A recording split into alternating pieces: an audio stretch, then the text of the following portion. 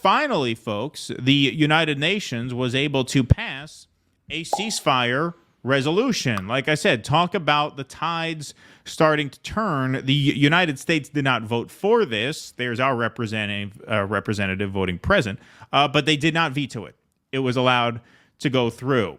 From Reuters, the United Nations Security Council adopted a resolution on Monday demanding an immediate ceasefire between Israel and Palestinian militants Hamas after the United States abstained from the vote, sparking a spat with its ally Israel. The remaining 14 council members voted for the resolution proposed by the 10 elected members of the body, but that also demands the immediate and unconditional release of all hostages. There was applause in the council chamber after the vote. This resolution must be implemented. Failure would be unforgivable, UN Secretary General Antonio Guterres posted on social media. So here it is from Nico House's Hotspot Project here. Breaking: UN adopts ceasefire resolution for Gaza. 14 countries voted in favor, with only the U.S. abstaining.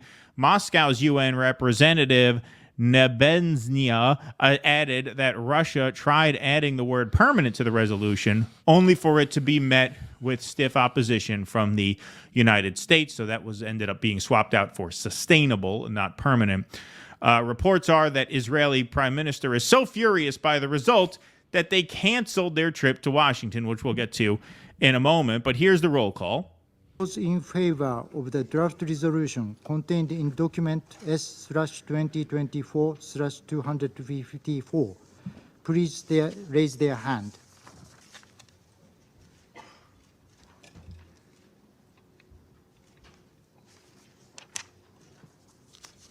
So there she is, not in favor. There's the United States. I forget her name.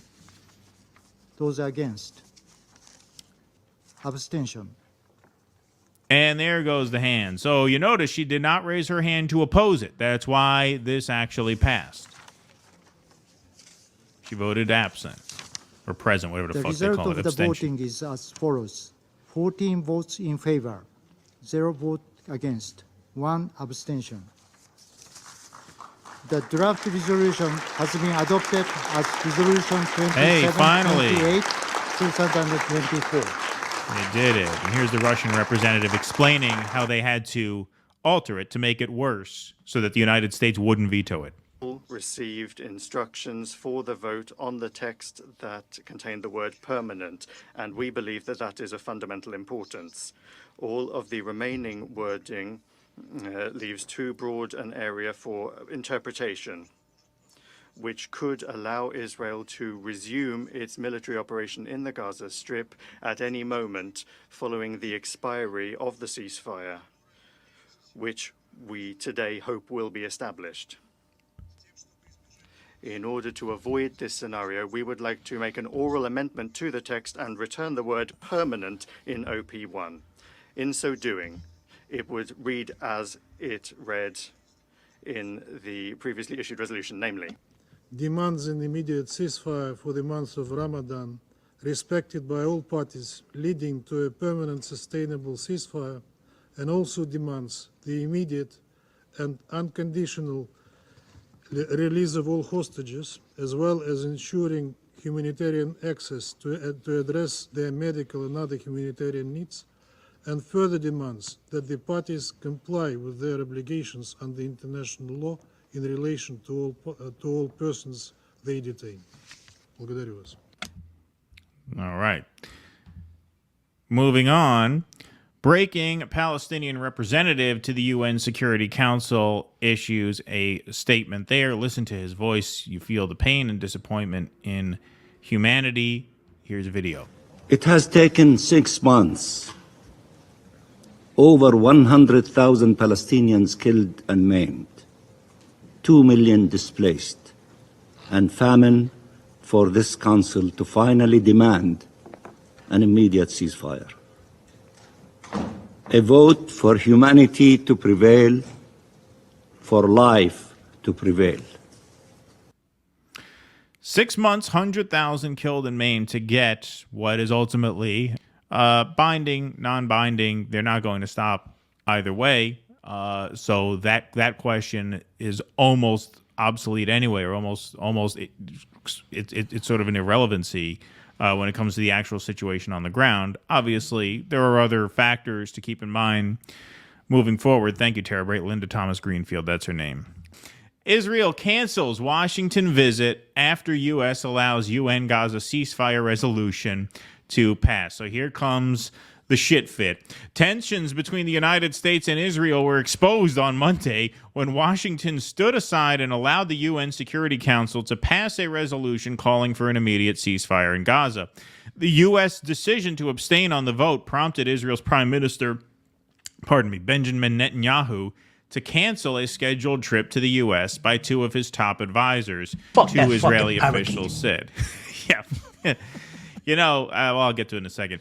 Israel's national security advisor, Tzachi Hanegbi, and Ron Dermer, a member of the war cabinet and close advisor to Netanyahu, had been scheduled to travel to Washington on Monday night to discuss the offensive and U.S. alternatives, but the visit was canceled after the vote. The conspiracy theorist in me tells me that Biden let the resolution go through just so they wouldn't come. Because, you would have had fucking chaos in the streets with them. Could you imagine the protests that would have happened while they came to Washington? Yeah, and also he really doesn't like Manischewitz. Yeah, that's true, too. Yeah. National Security spokesman John Kirby offered a fuller response to Netanyahu's decision to cancel the delegation, saying the U.S. was disappointed by the decision to cancel the trip. We're very disappointed that they will not be coming to Washington, D.C. to allow us to have a fulsome conversation with them about viable alternatives to going on the ground in Rafah, he said. Plus, do you know how much it costs to ship a pastrami and corned beef kit from Katz's Deli to the White House? That's not cheap. It's $120 just for the food. Then you got the shipping. Then you got all that. What, that's free? Come on. I know we just passed a spending bill, but come on. What, are we made of money? We didn't account for pastrami in the spending bill.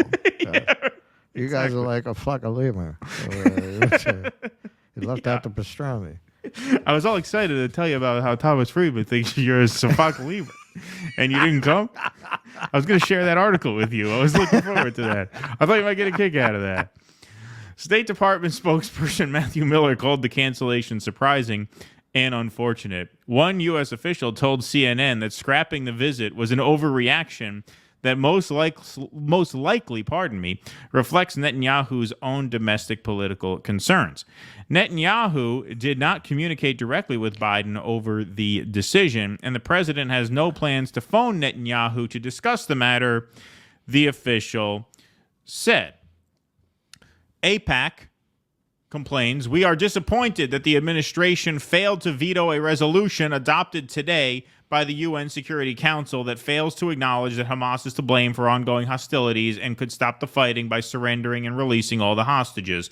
Moreover, any pause or temporary ceasefire must be directly contingent upon the release of the hostages. Peace is not only possible when Hamas is peace is only possible when Hamas is either defeated or surrenders and releases all the hostages. Once again, there was already a full hostage exchange on the table in exchange for a 4.5-month ceasefire, which Netanyahu said was not realistic.